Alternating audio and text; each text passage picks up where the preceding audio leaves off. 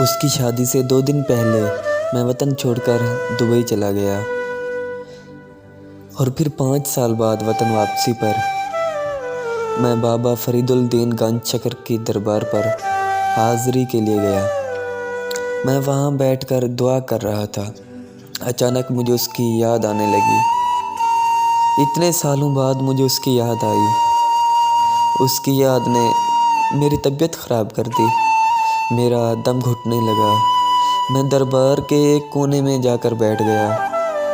میں یہ سوچ ہی رہا تھا کہ آج اتنے سالوں بعد یوں اچانک اس کی یاد اس قدر کیوں آ رہی ہے کہ میری آنکھ لگ گئی۔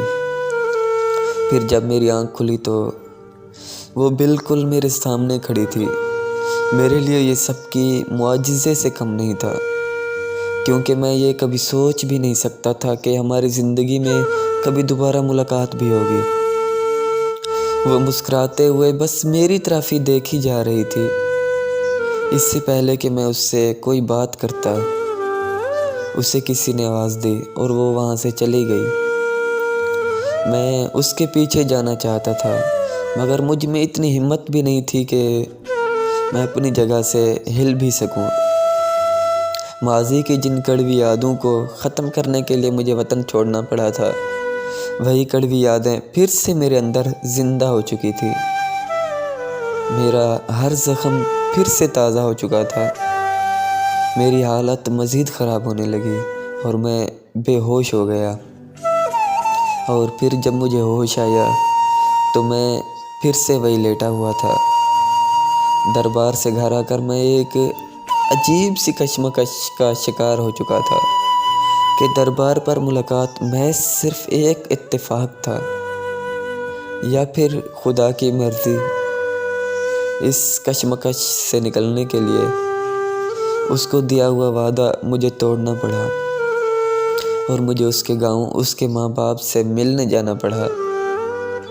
وہاں جا کر مجھے یقین ہوا کہ ہمارا ملنا محض اتفاق نہیں تھا، بلکہ اس میں خدا کی مرضی تھی۔ اس کے گھر والوں نے بتایا کہ وہ تم سے شادی کرنا چاہتی تھی، لیکن ہم لوگوں نے صاف کہہ دیا تھا کہ خاندان کے بغیر شادی نہیں ہو سکتی، اور پھر ہم لوگوں نے اس کی شادی خاندان میں طے کر دی۔ اس نے بہت زیادہ شور مچایا، مگر ہم نے اس کی ایک ہی نہ سنی۔ کاش تب ہم اس کی بات سن لیتے تو آج وہ ہمارے میں زندہ ہوتی۔ اس کے گھر والوں کی یہ بات سننے کی دیری تھی، میرے رونگٹے کھڑے ہو گئے۔ انہوں نے بتایا کہ وہ اپنی شادی والے دن زہر کھا کر مر گئی تھی۔